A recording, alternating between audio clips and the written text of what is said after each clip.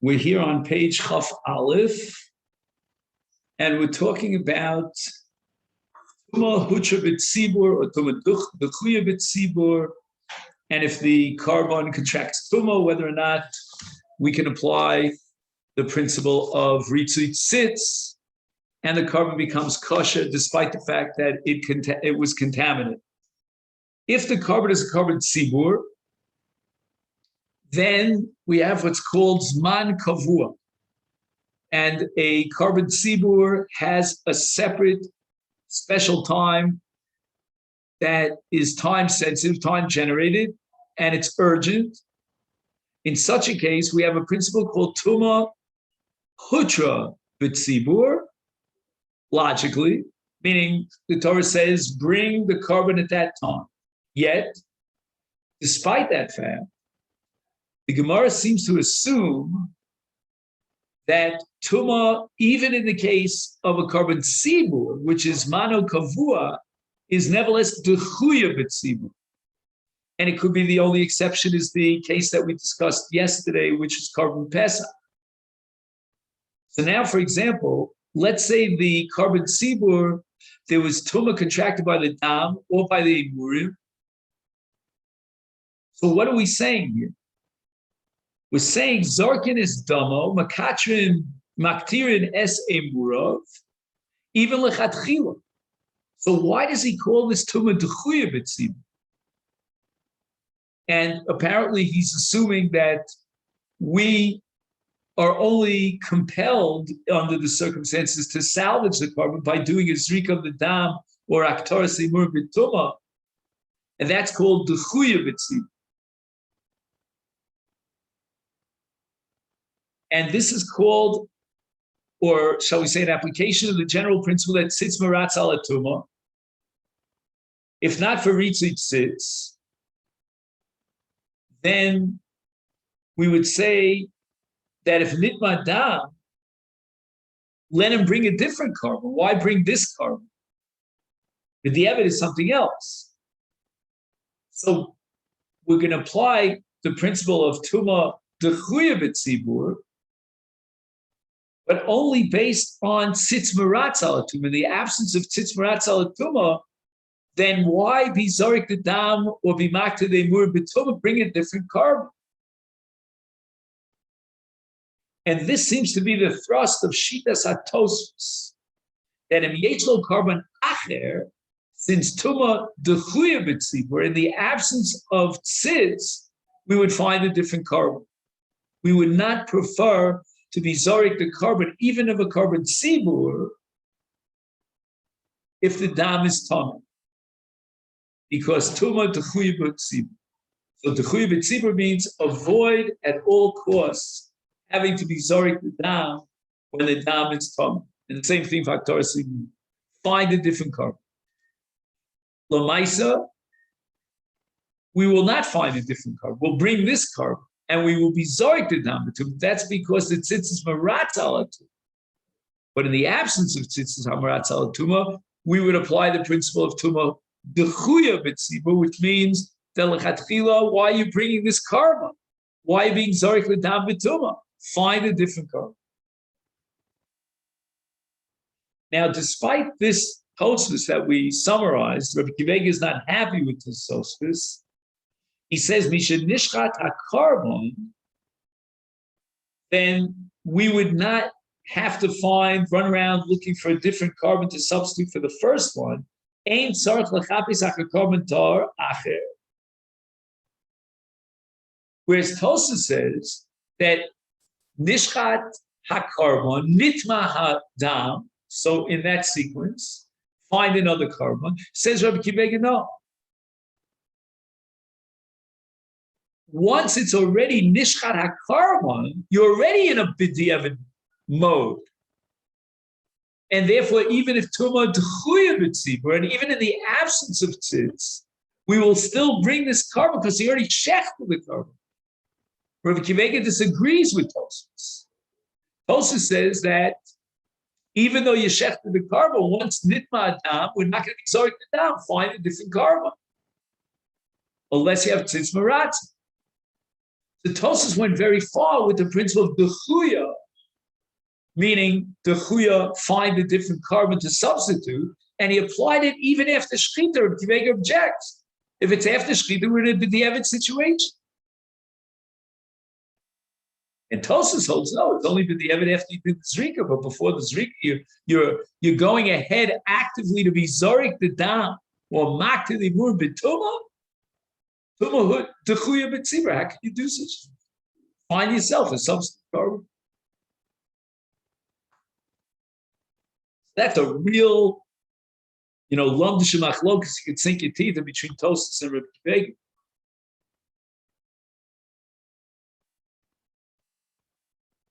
Now we're going to learn about a machlokas tanoim and in Masech Yom. So now we're not learning zvachim, we're learning yoma about the din of ritzui tzitz. Where is the tzitz? Is it here or is it here? It's on his forehead or it's sitting on the table. According to one Tana, if the tzitz is not on his metzach, then it does not impact on the Kohen Gadol and transform his status in such a way that he can be maratza on a carbon tameh. And according to another Tana, the tzitz on the table is enough to engender a ritzui carbon. So basically, it's what you call a brisker gavra chefza chakiyu. Is tzitz maratza in chefza or tzitz is maratza in the gavra? If it's maratza in the gavra, then we need that the Kohen Gadol be wearing it on his metzah. And then we can integrate the tzitz with the gavra, and then we can achieve a ritzui. If on the other hand, it's a din in the chefza the tzitz, as long as the tzitz is alive and it exists somewhere, it could be on the table, that's enough to effectuate ritzui tzitz. What if the tzitz is broken? If nishbar tzitz kuliyamalo pligudiyeda maratza, mimanavsha.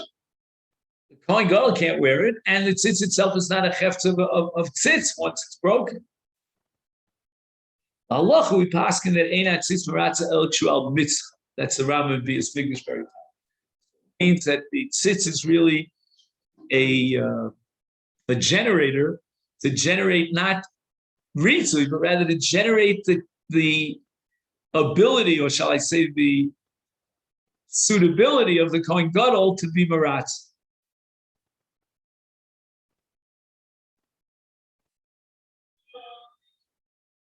Now, there are two critical moments here. There's the moment of hakravas hakarbon, if the carbon is tameh, and then there's the moment in which the carbon received tumah, it contracted tumah. Now let's assume, as we mentioned in the Rambam, that we paskin like that Tana who holds that it's got to be al mitzvah in order to be maratz. At what critical moment, when is the critical moment? Let's identify the critical moment that the tzitz has to be al mitzvah in order to generate a ritzah. One school of thought has it amongst the Rishonim that the critical moment is the moment that the basar of the carbon contracted tumah. If the Kohen Gadol at that moment in time was wearing the tzitz, then as far as this tumah is concerned, the tzitz al mitzvah shel Kohen Gadol and an impact on the tumah itself, such that this tumah would never block the hakravas hakarbon. And the other sheet in the Rishonim is, what are you talking about? Forget about the moment of tumah. That's history. That's you want to learn a history course, so you figure out where was the tzitz at the time that the carbon contracted tumah. No. We're interested in akrava. Is the akrava b'tumah a akrava sheyesh la ritzui? We have to ask if the Kohen Gadol is wearing the tzitz al metzcho at the moment of hakrava. He doesn't specify, by the way, what he means by the moment of hakrava. Would it be the moment of zrika, the moment of shchita? Now, who are these Rishonim? So as it turns out, Rashi Shita is that The critical moment is the moment that the carbon contracted tumor. Could have been yesterday or whenever it was.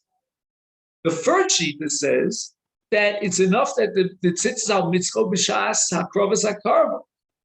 Who is that? I assume it's Tosfos. Oh, he attributes it to the Yad Ramah.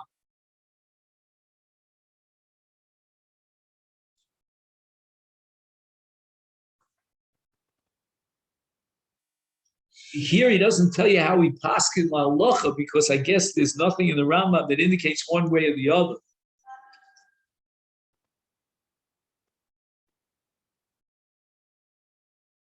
Now we have another machlok. Wow, there's so many issues here that come up. What happens if the Kohen Gadol is wearing the tzitz al mitzvah, but he's not wearing his bigdei kahuna? He's in his ordinary weekday clothing, and he puts the tzitz on his metzah. Does the tzitz have an independent power to generate ritzui for a tumah, or is the tzitz part of an entity called bigdei kahuna? When the Kohen Gadol is wearing his bigdei kahuna, one of which is the tzitz, then and only then the tzitz is empowered to be meratz al tumah.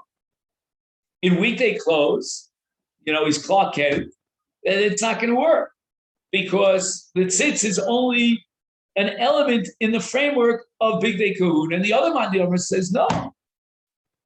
Tzitz is meratza. That's a unique inherent power in the tzitz. Again, we may need al mitzvah, but if he's wearing it al mitzvah, then that's fine. But you see, this man Yomar who says that it's fine if he's wearing the tzitz without bigdei kahuna, that really upslugs everything that we said. We wanted to say that the reason why the tzitz is only meratz al mitzvah is because the tzitz now activates the Kohen Gadol's power and his generating a ritzur. But that doesn't make sense if he's not wearing bigdei kahuna, because he can't do any avodah. So we're generating a tzitz that has the power to be meratz al tumah in the context of the avodas hakarbon, and yet the Kohen Gadol is not wearing his bigdei kahuna. He's possibly avodah. So wearing the tzitz alone with plain clothes would only be meaningful as far as ritzur. But if I assume the ritzur is part of that krovas hakarbon, well, how could the Kohen Gadol be meratza if he's not wearing bigdei kahuna?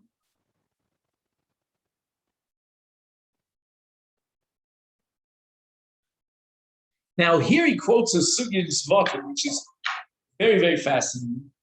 We're always interested in the role or the status of the Beis Hamikdash and the Hakavos HaKorbanos with regard to goyim. So a guy could bring certain korbanos, he can't bring all, and he can bring a korban which is an adava. He's not obligated in korbanos, so we accept the adava of a guy.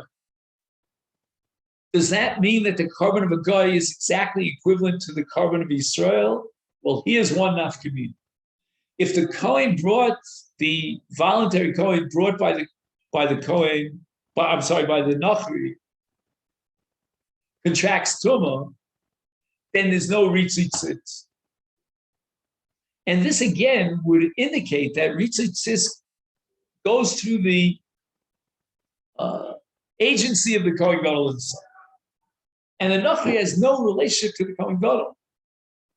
Kohen Gadol is the representative of Klal Yisrael.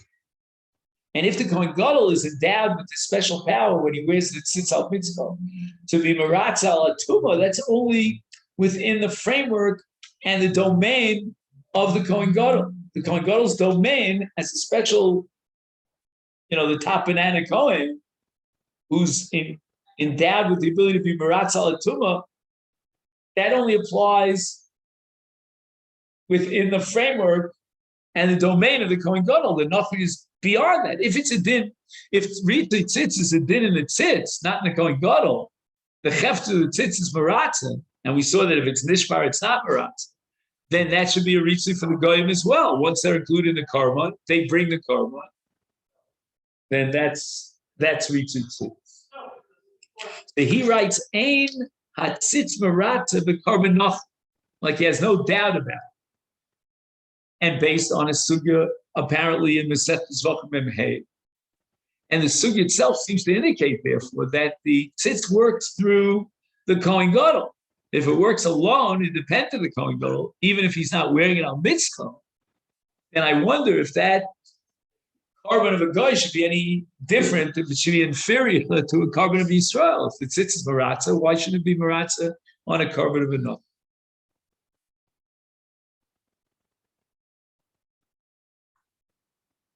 Unless maybe we could suggest a different approach, that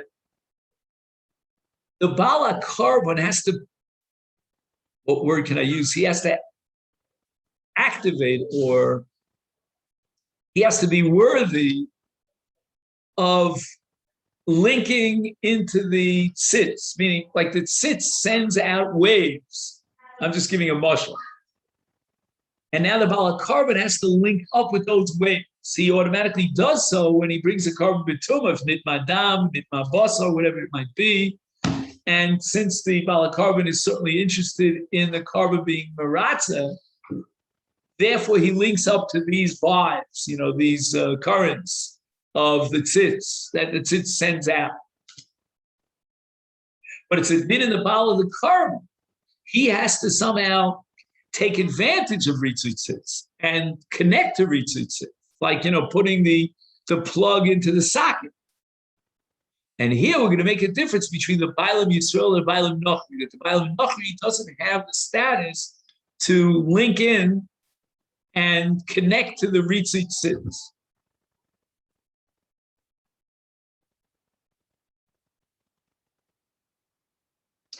Okay, now since we're talking about Psulim, we have to go on to the main Psul, and that's Psul Machshava. And the Psul Machshava subdivides into two categories. Category number one is what we call Pigul, and category number two is a Machshava of Chutz Lizmana.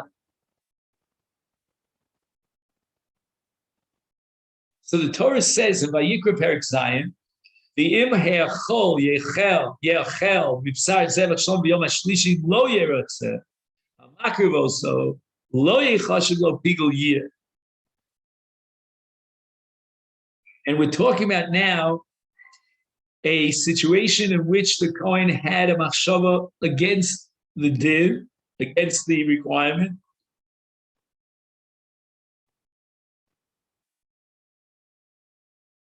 With regard to achila.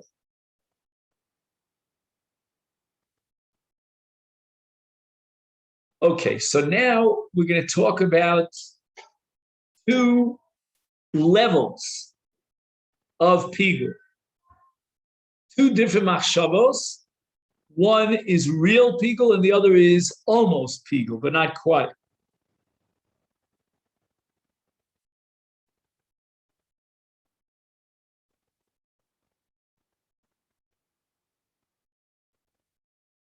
And this subdivides into Shalom Bizmano and Chutz Mimakom. So let's fast forward for a moment to this paragraph, the third paragraph on the right side here on page Chafal. Shnei Suge Machshavos Pigul. So first we have Shalom Bizmano. Every carbon, with regard to its achila, has an allotted time beyond which it becomes nosa. And the Kohen, and we'll see exactly at what point, had in mind shalom bizmano as far as the basar carbon anecha. So let's say, for example, a chatos could be eaten for yom v'layla, and he had in mind, the Kohen, that the achila should take place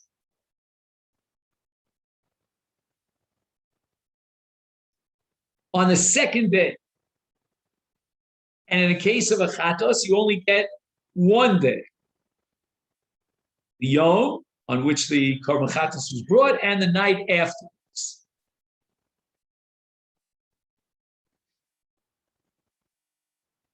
In dam, he had in mind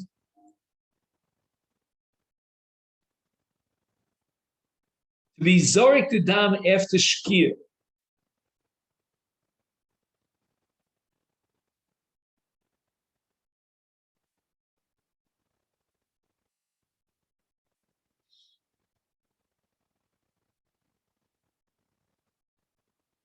Now we have a principle called dam nifsal b'shkia sacham. Or if he has in mind that the zrika, the dam, should take place after shkia, then he's basically talking about a psul. That's another case of shalom bizmana. In the case of a murim, so again in basa we have bachash and nechal chutz bizmana. He has in mind the second day in a chatos. In the case of dam, it's after shkia sachama. But now we move over to the murim. That's also called achila, and he has in mind to be marked to the murim the next day. And a murim become possible belina with alos hashach.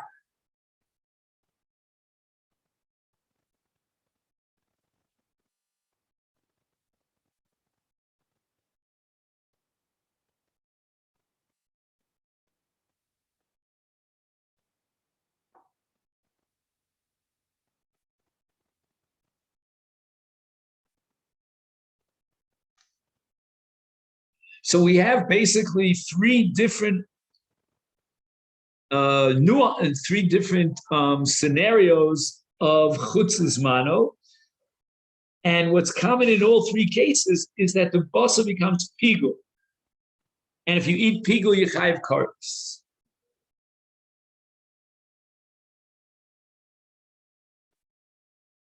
Now we go on to a different category of pigul where there is no chayiv kares on achilas habasa, and that's called chutzlim kom. So, for example, a chatos, like all kodshim, has to be eaten within the azor. And he has in mind to eat the basar of the chatos outside the azor.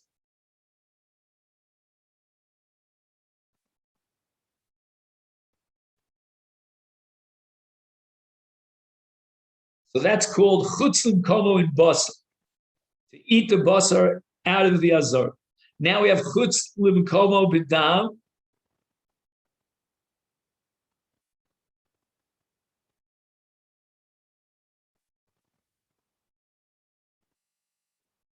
And chishev lizrok esadam michutz la'azor.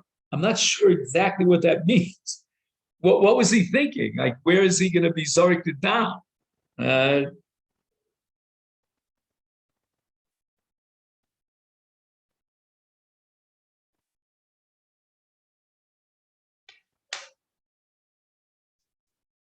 I don't know. You know, it seems to me that we're dealing with a theoretical possibility of a Kohen who's a total amoritz.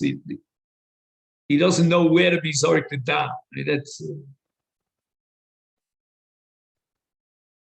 unless we're talking about it stuki or something. Now we get to the murim. Is chutz la'azor. Again, where is he going to be back to the murim chutz la'azor? I have no clue. Maybe he's going to set up his own little, I don't know, campfire out in the woods. I don't know. And that's called the psul of yotze.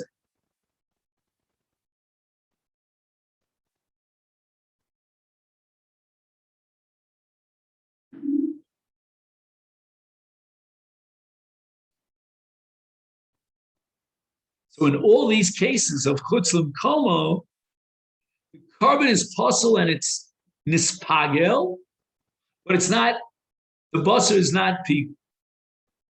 The ein chayav al achilos habasar kares. And this is sugya on daf chav zayin on the page. So keep in mind that although there is pigul both in chutzes mano and in chutzim komo, but chutzes mano is on the highest level, it generates a pigul basar in the basar that makes it a chiv kares. And then there's a second type of pigul, which is chutzle mekomo, and that already is a little bit less severe of a pigul. Or raya, you don't get kares if you eat the basar. Well, it's basically common to both shalom bizmano and shalom komo is that both of these machshavos passel the korban, and that these three cases of Shalom Bismano, of Chutz Bismano, Chutzim Komo, subdivide into three scenarios, three possibilities.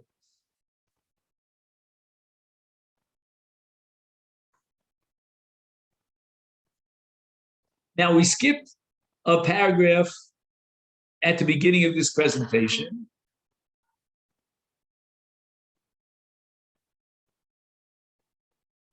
Where he writes on the fourth line of the paragraph that starts Nemer B'Torah, Machsheves Achila Zu Shayeches B'Shnei Ofanim. Oh, Shechashvo Al Achilas Mizbeach.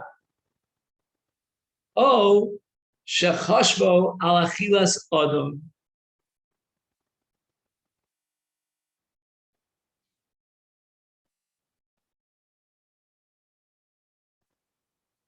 So in a sense, we really skipped the fundamental basis of everything that we've been discussing, namely that the concept of Pigel applies to both Achilas, Achilas Adam and Achilas Mizbeach.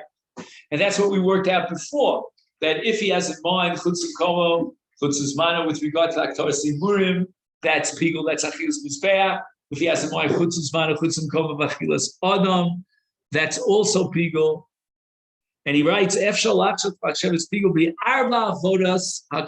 we asked, at what point is a machshava poseles, shchita, kabbalah, holacha, uzrika? Nothing new. Meaning that any of the four avodos, if he has a machshava of chutzim mano or chutzim komo, that's going to engender pigul.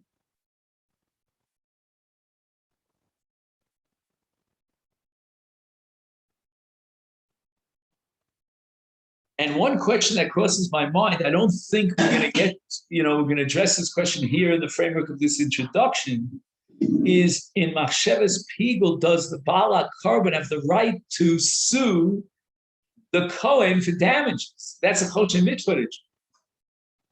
It might be what's called, if you're familiar with the term, Hezek She'eno Nikar. Does that ring a bell? Like, for example, if the scribe, the sofer, wrote a get and he didn't have a machsheves l'shma, the get is possible, but and let's say the Baal get, for whom he paid good money to the sofer, does he have a right to sue the sofer for damages? That would be a hezek she'eno nikar. Tuma, for example, let's say I own a plate of porridge, and you come along and deliberately it, do I have rights to sue you for damages because now it's tummy and I can sell it at half price on the market? That's hezek she'eno nikar. And any hezek that's created or generated by a machshava is by definition hezek she'eno nikar. So machsheves pigul, which passes the carbon, now the Bailam have to spend another $1,000 or whatever it costs, $500 to bring a substitute carbon. And can he sue? Does he have recourse to sue the Kohen for what he did?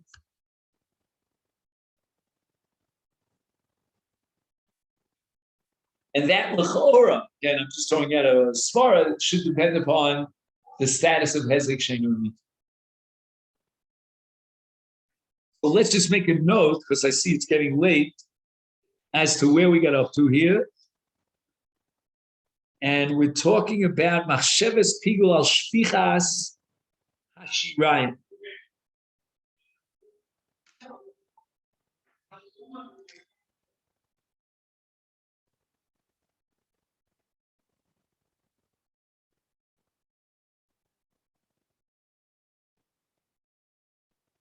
I don't know why there should be an issue of pigul here, because we're of the opinion that shvicha shirayim is not ma'akif. Okay, so we'll leave that to tomorrow.